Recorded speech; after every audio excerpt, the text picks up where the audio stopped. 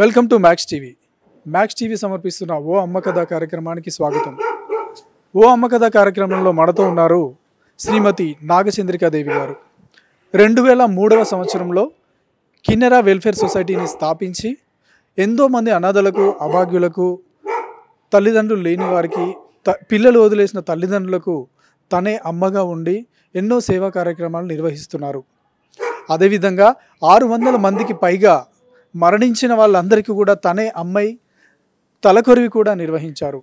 అంతటి గొప్ప మనసున్న అమ్మని ఈరోజు ఓ అమ్మ కథ కార్యక్రమంలో మనం పరిచయం చేసుకుందాం. అమ్మ నమస్తే. నమస్తే. ఎలా ఉన్నారమ్మా? బాగున్నాను ప్రవీణ్, మీరు బాగున్నారా? చాలా బాగున్నానమ్మా, థ్యాంక్ యూ సో మచ్. ఇవాళ ఈ ఓ అమ్మ కథ కార్యక్రమంలో మిమ్మల్ని కలవడం నాకు చాలా ఆనందంగా ఉంది. అసలు మా కార్యక్రమానికి ఒక సార్థకత ఉంది అని అంటే అది కేవలం మీ ఇంటర్వ్యూతోటే ఇది పరిపూర్ణమవుతుందని నేను మనస్ఫూర్తిగా నమ్ముతున్నానమ్మా. ఎందుకంటే దీనికి మీకంటే అర్హత ఉన్న వాళ్ళు ఎవరు లేరేమో అనిపించింది నాకు. థ్యాంక్ యూ నాకు కూడా సంతోషంగా ఉంది మీరు రావడము. మీరు అనుకున్నట్లుగా ఇది మంచి ఒక సంస్థనే ఇది. ఎందుకంటే దీని వెనక చాలా కష్టం ఉంది, 20 సంవత్సరాల కథ ఉంది దీని వెనకాల అన్నమాట. కాబట్టి మీరు మంచి నిర్ణయం తీసుకుని రావడము, నాలో ఏదన్నా ఉన్నా కూడా నేను చెప్పుకోవాలనుకున్నా కూడా అవి కూడా మీతో పంచుకోవాలని నాకు సంతోషంగా ఉంది. థ్యాంక్స్ అమ్మా. అయితే నేను చాలా సందర్భాల్లో మీ ఇంటర్వ్యూలు చాలా చూసాను యూట్యూబ్లో. అయితే దాంట్లో మీకు ఇన్స్పిరేషన్ ఎవరు? మీరు ఈ అసలు ఈ మన కిన్నెరా వెల్ఫేర్ సొసైటీని స్థాపించడానికి ఇన్స్పిరేషన్ ఎవరు ఏంటి అని అడిగినప్పుడు మీరు అందరికీ చెప్పారు స్టోరీ. ఇంకా నేను దాని గురించి ప్రస్తావించదలుచుకోలేదు. కాకపోతే ఒక మహిళగా మీరు ఇంత పెద్ద సామ్రాజ్యాన్ని స్థాపించి ఒక అమ్మగా ఇంతమంది అనాథలకు, అభాగ్యులకు మీరు తోడుగా ఉంటున్నారు. అంటే ఇట్లాంటి సేవ చేస్తున్నప్పుడు మీకు ఎప్పుడు బాధ అనిపించలేదా? అంటే తలకు మించిన భారాన్ని నేను పెట్టుకున్నానే అనే ఆ భావన మీకు ఎప్పుడన్నా కలిగిందా అమ్మా?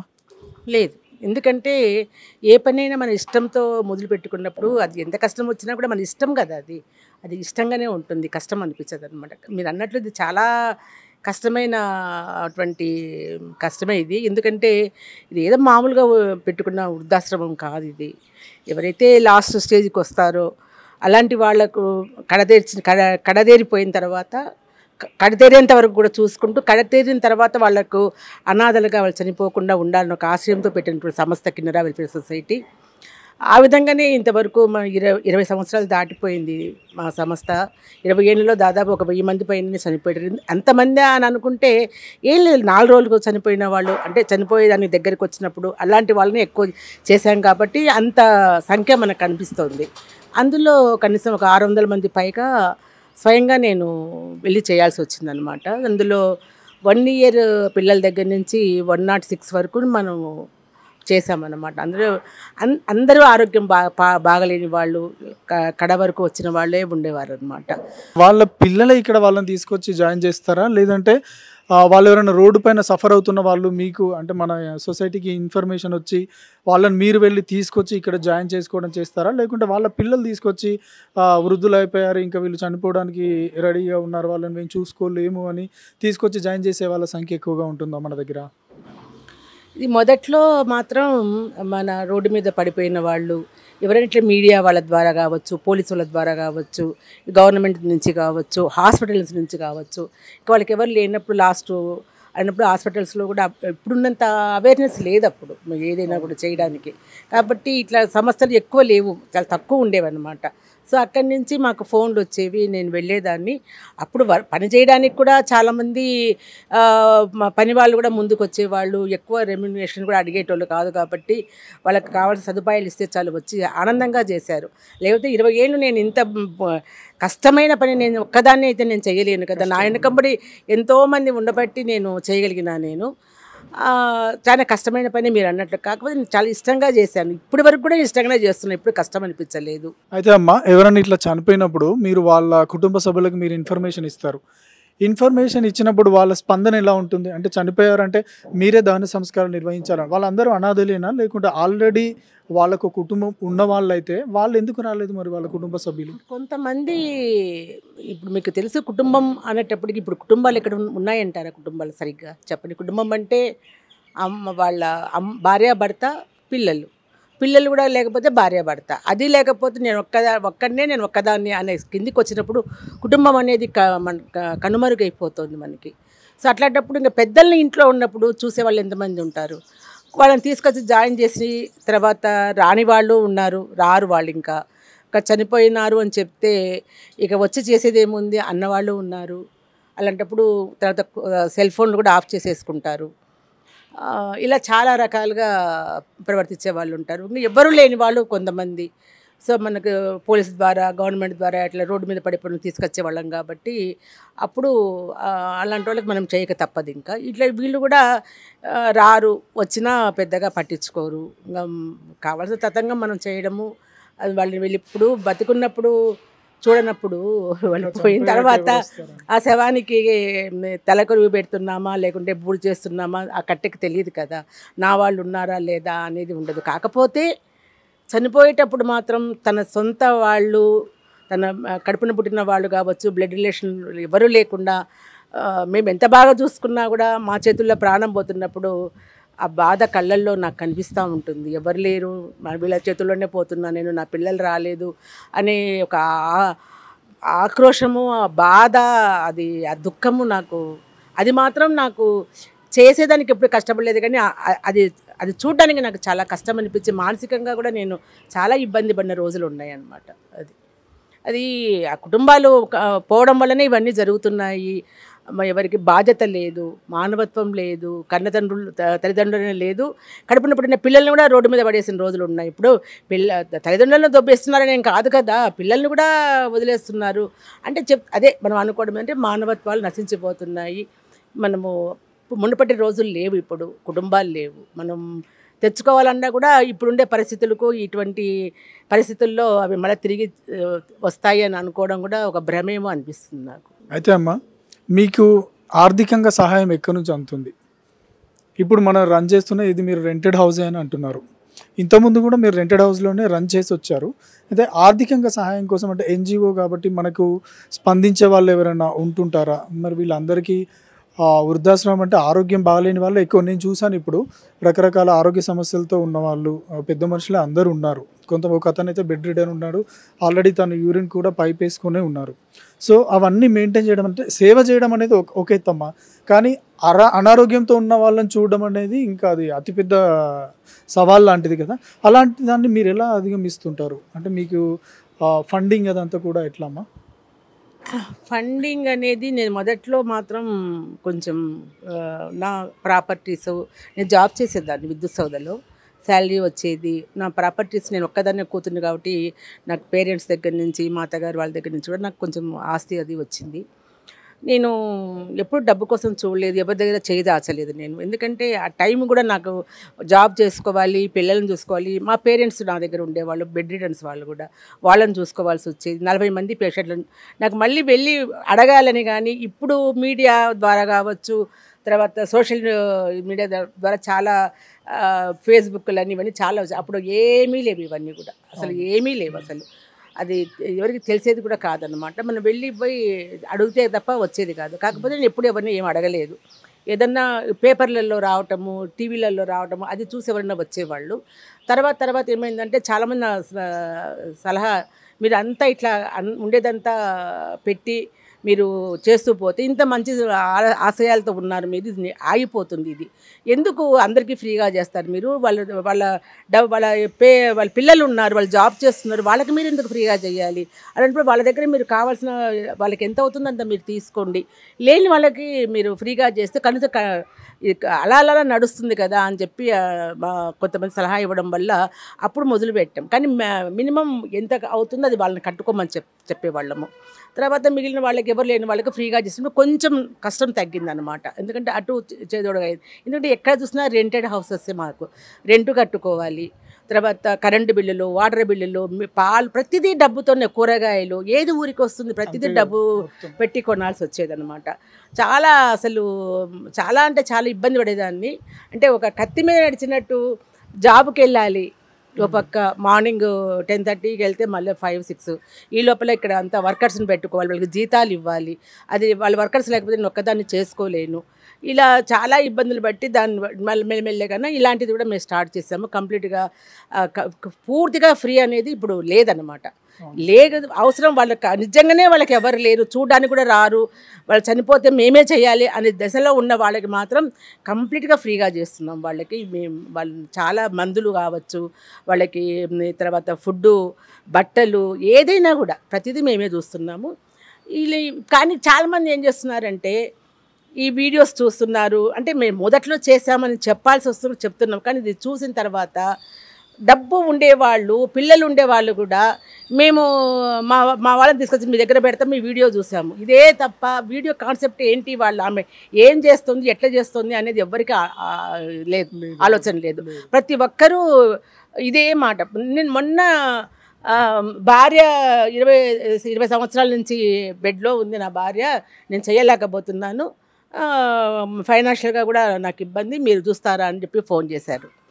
నా తల్లిదండ్రులు, మా అక్క, ఈమె చాలా డబ్బు ఉంది ఆమె దగ్గర, మా అక్కకు బాగలేదు, క్యాన్సర్ లాస్ట్ స్టేజ్లో ఉంది, ఆమెను తీసుకొచ్చి మీ దగ్గర పెడదాం అనుకున్నాము అని అంటే, మీకు ఇంత డబ్బు ఉంది కదా మీరెందుకు, మీరు చేసుకోవచ్చు కదా. నేనంటే పెట్టిన నాళ్ళు పెట్టిన ఇంకేం పెడతాము అంటే, మరి నువ్వు పెట్టలేనప్పుడు నేను ఎట్లా పెట్టగలుగుతా. సొంతం ఒక బ్లడ్ రిలేషను, నీ కడుపున పుట్టిన బిడ్డలు ఉంటారు, పక్కన అక్కజల్లెళ్ళు ఉంటారు, అన్నదమ్ముళ్ళు ఉంటారు, మీ కుటుంబము, మీరు మీ కుటుంబంలో ఒక వ్యక్తిని వాళ్ళకి సరిగా మీరు వాళ్ళ పోషణ సరిగా చేయలేక ఎవరినో ఒక సంస్థ మీద పడేస్తే ఆ సంస్థ వాళ్ళని ఎంతవరకు చూసుకుంటుంది.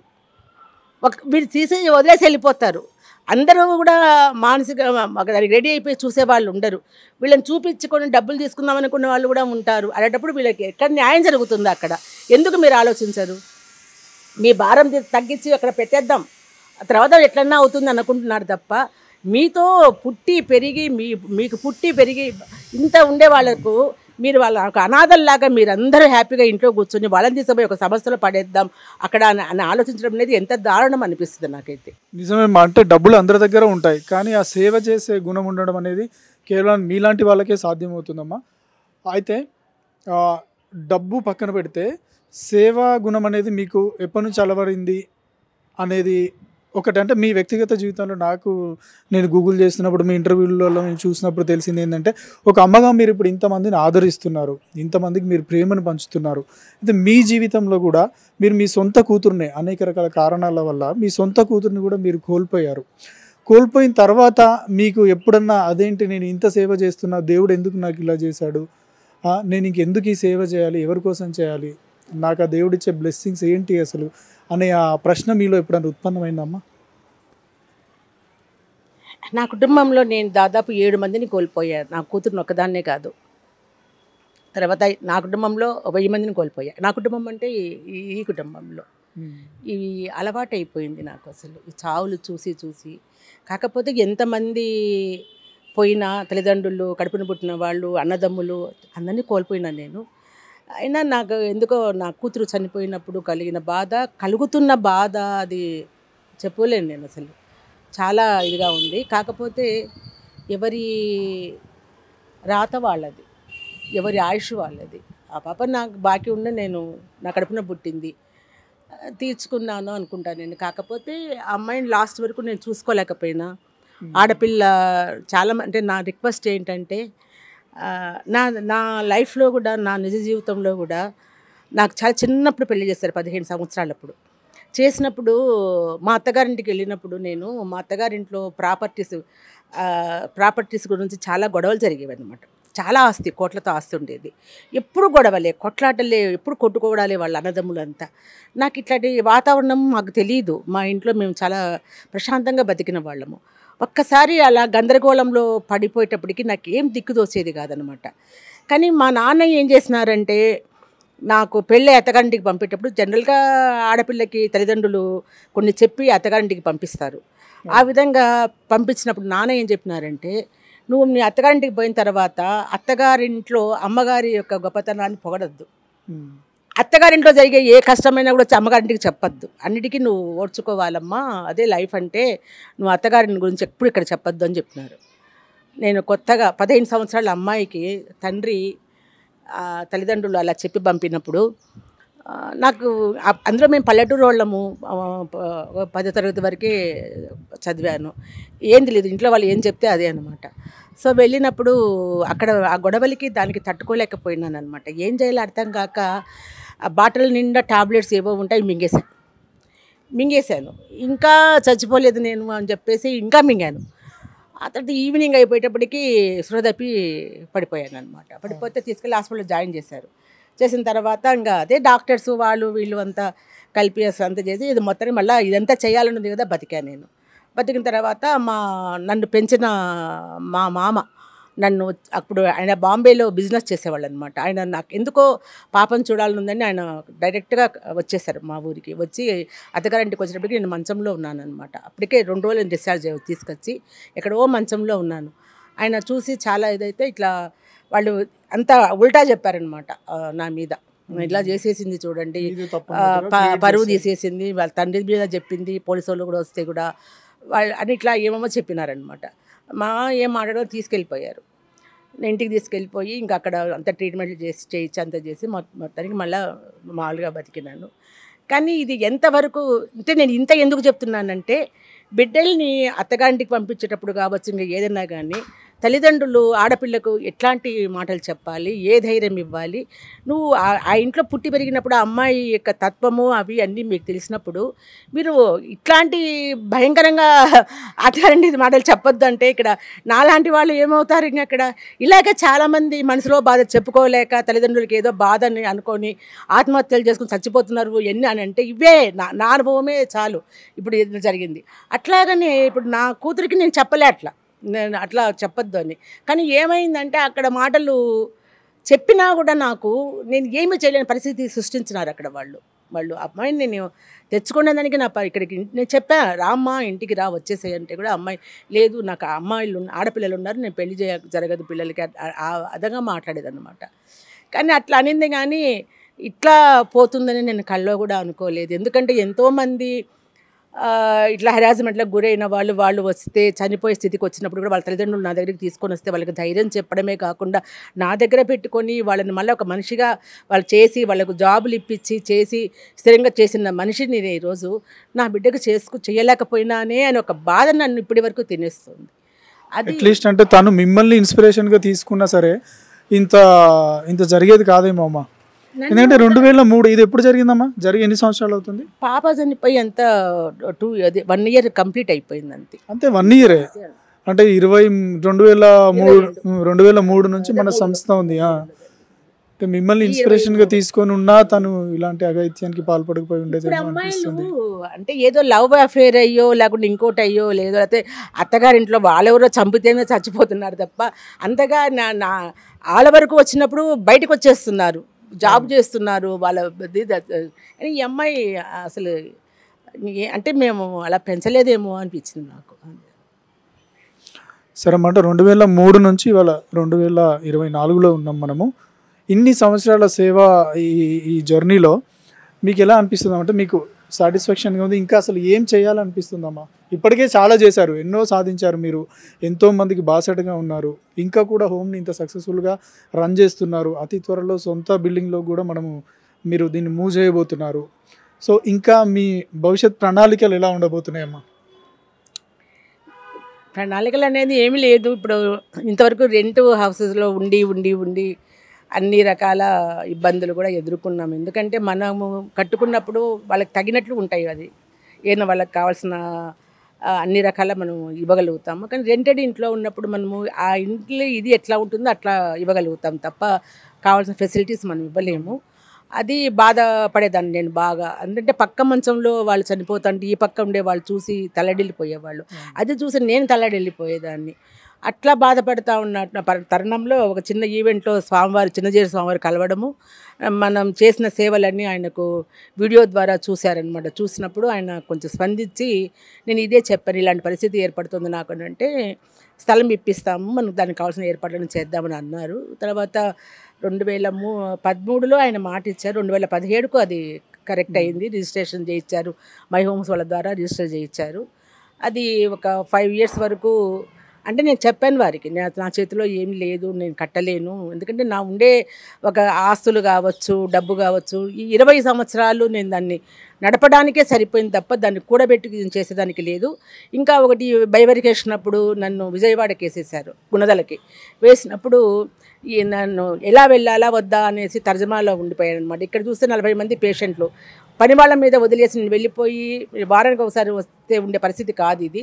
అప్పుడు 2 బేరీజ్ వేసుకుంటే నాకు నా ఉద్యోగం కంటే కూడా నాకు వీళ్ళే నాకు ఇదయ్యారు. వదిలేసుకున్నాను. అప్పటికి ఇంకా నాకు 4-5 సంవత్సరాల దాకా ఉండింది నాకు.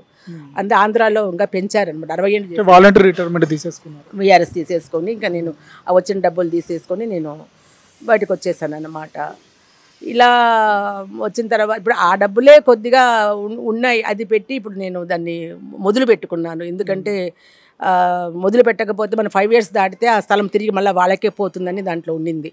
సో మనం ఏం చేయకపోతే మళ్ళీ ఇంత కష్టపడి ఇంకా తర్వాత నేను ఏం చేయలేను, ఇప్పటికే 2 ఏళ్ళు దాటిపోయింది అనేసి నేను మొదలు పెట్టాము. అది జరుగుతూ ఉందన్నమాట. ఇప్పుడు కొంచెము మన సీనియర్ సిటిజన్స్ అసోసియేషన్స్ వాళ్ళు కావచ్చు, రిటైర్డ్ పర్సన్స్ కావచ్చు, నాతో చేసిన వాళ్ళు, బయట ఉద్యోగాలు చేస్తున్న వాళ్ళు కావచ్చు, చాలామంది నా పరిస్థితి తెలిసిన వాళ్ళు ఏదో వాళ్ళకి తోచినది ఒక 5,000 10,000 ఎంత వాళ్ళకి ఎంత చేతనైతే అంత ఇవ్వడానికి ముందుకు వచ్చి ఇస్తున్నారు.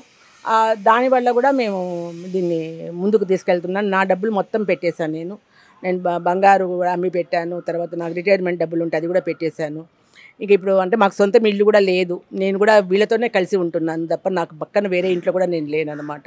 ఫైనాన్షియల్గా మాత్రం మేము మామూలుగానే ఉన్నామన్నమాట. అది నా పెన్షన్తోనే మాకు నడుస్తుంది, నాకు మా బాబుకి ఇద్దరికి కూడా.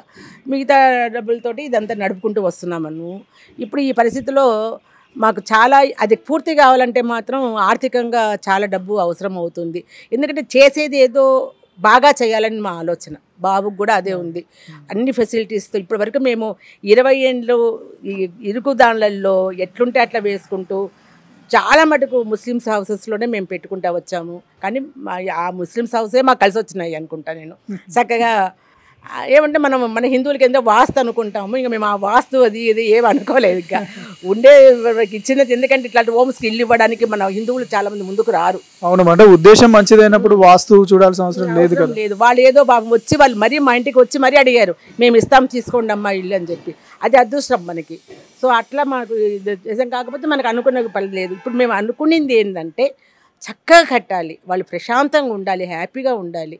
నేను ఎన్నాళ్ళు ఉంటానో నేను వెళ్ళిపోయే లోపల ఈ ప్రపంచంలో నుంచి అందరినీ చూసి నేను హ్యాపీగా నేను ఒక మంచి పని చేశాను ఇంతమందికి అని చెప్పి ఆలోచనతో ఉండాలని ఒక ఆలోచన నాకుంది.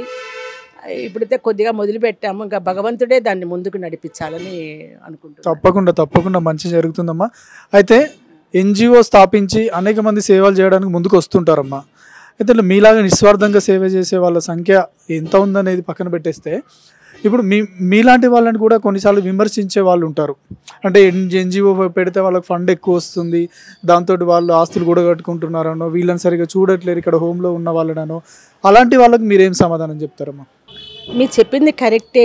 కొంతమంది ఉద్యోగాలు పోయినాయనో, లేకపోతే రిటైర్డ్ అయిపోయినామనో, లేకపోతే వ్యాపారం దెబ్బతినిందనో, చాలా రకాలు. ప్రతి ఒక్కళ్ళకి ఏంటంటే ఓల్డ్ ఏజ్ హోమ్ ఇప్పుడు మరీ ఎక్కువ వచ్చారు. కానీ ఇప్పుడు వచ్చే వాళ్ళని నేను చాలామంది వింటున్నాను, చాలా కమర్షియల్గా వెళ్ళిపోతున్నారు. ఎందుకంటే ₹1,00,000 అంటున్నారు, అంటే మంత్లీ నెలకి 1,00,000. నాకు మొన్న ఎవరో చెప్పారు నెలకు ₹1,00,000 అంటానంటే నేను ఆశ్చర్యపోయాను. ఏం పెడతారు, బంగారు కానీ వెండి కానీ కలిపి పెడతారు అన్నంలో అని అడిగాను నేను. ఏముంది వాళ్ళకి, ముసలోళ్ళకి కావాల్సింది ఇంత అన్నము, వాళ్ళకి మంచి వైద్య సదుపాయము, ఇది అసలు. ఇంకోటి కూడా నేను చాలా హోమ్స్ చూస్తున్నాను, నీట్గా ఉండడం లేదు అని చాలామంది వచ్చారు మా దగ్గరికి. ఈ కాంగ్రెస్ వాళ్ళ మహిళా కార్యకర్తలు వాళ్ళు వీళ్ళంతా వచ్చారనమాట. వాళ్ళు చెప్తున్నారు, వాళ్ళు ఎన్ని హోమ్స్ తిరిగామమ్మా, వాసన వస్తున్నాయి, సరిగ్గా నీట్గా ఉండటం లేదు, ఇది అని చెప్తున్నా. నేను చెప్పాను వాళ్ళకి, చాలామంది చెప్తాను. ఎందుకంటే నేను ఓల్డ్ ఏజ్ హోమ్స్ ప్రెసిడెంట్గా కూడా ఉన్నాను నేను. కాకపోతే నా మాటలు ఎవరికి రుచించడం లేదు. చక్కగా చెయ్యండి, ఎవరితో మనం అనిపించుకోవద్దు. మనం ఎత్తుకుపోయేది ఈ ప్రపంచం నుంచి ఏమీ లేదు, అంతే కదా. ఇప్పుడు మనం వాళ్ళని చూస్తున్నాం, వాళ్ళు వీళ్ళల్లో ఎంతోమంది గొప్ప గొప్ప వాళ్ళు ఉన్నారు మన దగ్గర. వీళ్ళు ఏం లాస్ట్కి మనం ఇచ్చి పెట్టి పిరిగడ అన్నానికి ఒక 6 అడుగుల మంచానికి ముఖం వాసి మన దగ్గరికి వస్తున్నారు. రేపొద్దున మనం బతుకులు ఏమవుతాయో మనకు తెలియదు. వాళ్ళని హ్యాపీగా చూడండి, నీట్గా పెట్టండి. మామూలుగా ఒక అన్నం ఒక కూర వేడివేడిగా పెట్టండి, బయట నుంచి వచ్చే ఫుడ్ పెట్టకండి. మేమైతే బయట నుంచి వచ్చే ఫుడ్ మేము పెట్టం, మేము తీసుకోము. అప్పుడు వండడం అప్పుడు పెట్టడం అంతే, అట్లా ఉంటుందన్నమాట. తీసుకోండి, డబ్బులు సంపాదించుకోండి, మీరు కాదంటం లేదు. ఫ్రీగా చెయ్యొద్దు. ఫ్రీగా అని అంటే ప్రతిదీ కాన్సెప్ట్ ఇప్పుడు ఫ్రీ అయిపోయి చాలా ఇదైంది. డబ్బు తీసుకోండి, వాళ్ళ దగ్గర తగిన డబ్బు తీసుకోండి, తగిన సదుపాయాలు కల్పించండి, చక్కగా వాళ్ళని హ్యాపీగా చూడండి, మీరు కూడా హ్యాపీగా ఉండండి. ఎందుకంటే మనలాంటి వాళ్ళు చూడబట్టి ఇదంతా. ఎందుకంటే అందరికీ కనీసం ఆదివారం సెలవు ఉంటుంది, శనివారం సెలవు ఉంటుంది. కానీ ఎన్జిఓస్ ఇట్లాంటి పెట్టిన సంస్థలకి 365 రోజులు 24 గంటలు పని ఉంటుంది మాకు. పొద్దున ఇన్ ద మార్నింగ్ కదా 5 గంటలు అయింది ఇట్లా ఫోన్ చేస్తే ఎట్లా, రాత్రి 12 అయింది ఇవాళప్పుడు వాళ్ళు పడుకొని ఉంటారు కానీ ఎవరు ఆలోచించరు మమ్మల్ని. 12ంటికి 1 గంటకు కూడా ఫోన్లు వస్తాయి, తెల్లారుతున్న 5ంటికి ఫోన్లు. అంటే మాకు నిద్ర అవసరంలే, తిండి అవసరంలే, అంటే మనుషులం కాదనుకుంటారు. అంటే ఇక సేవ చేస్తున్నారు కాబట్టి మీకు ఇదే పని, ఇది మా బాధ్యత కాదు అని అనుకునే వాళ్ళు చాలా మంది. అదే నాకు అర్థం కాదు. మేము చేస్తున్నాం కానీ మాకు కూడా కుటుంబం ఉంటుంది, పిల్లలు ఉంటారు, భార్యాభర్తలు ఉంటారు, వాళ్ళకు ఒక లైఫ్ అనేది ఉంటుంది. మనుషులను పెడుతుంటాం కానీ అసలు పొద్దున్న 5ంటికి ఫోన్ వస్తుంది. రాత్రి అంతా అలసిపోయి ఉంటాం. ఒక్కోసారి ఎవరికైనా ఒంట్లో బాగాలేకుండా అయిపోతే రాత్రి 12-1 గంట వరకు కూడా మేము మంచాల దగ్గర కూర్చొని ఉంటాము, హాస్పిటల్కి తీసుకుపోతాము. ఇక మాకు ఇది ఉండదా. కాబట్టి మమ్మల్ని కూడా ఒక మనుషులుగా గుర్తించి మరబబ్బులు అనుకోకుండా చక్కగా ఒక టైం ప్రకారము, ఒక ఆఫీస్ టైమ్స్ ఉంటాయి. మీకు మరీ ఎమర్జెన్సీ అయితే తప్పదనుకోండి, కానీ అది కూడా వాళ్ళు ఆలోచించాలి కదా. అది మా ఎన్జిఓస్ కష్టం. తప్పకుండా అమ్మా, థ్యాంక్ యూ సో మచ్. మన కిన్నెర వెల్ఫేర్ సొసైటీ గురించి మీరు అనేక విషయాలు మాతో పంచుకున్నారు. అదేవిధంగా మీకు దేవుడు మంచి ఆరోగ్యాలు ఇవ్వాలని మనస్ఫూర్తిగా కోరుకుంటున్నామమ్మా. మీ బ్లెస్సింగ్స్ ఎప్పుడు మాకు కూడా కావాలి. ఇది నాగచంద్రిక అమ్మగారితో ఓ అమ్మ కథ కార్యక్రమం. స్పందించే వాళ్ళు ఎవరైనా ఉంటే మేము ఈ వీడియో కింద అకౌంట్ డీటెయిల్స్ అన్నీ కూడా డిస్ప్లే చేస్తాము. ఎవరికైనా ఆర్థిక సహాయం అందించాలనుకుంటే దయచేసి మీ ఆపన్న హస్తాన్ని అందిస్తారని మనస్ఫూర్తిగా కోరుకుంటూ ఇది ఈనాటి ఓ అమ్మ కథ. Thank you.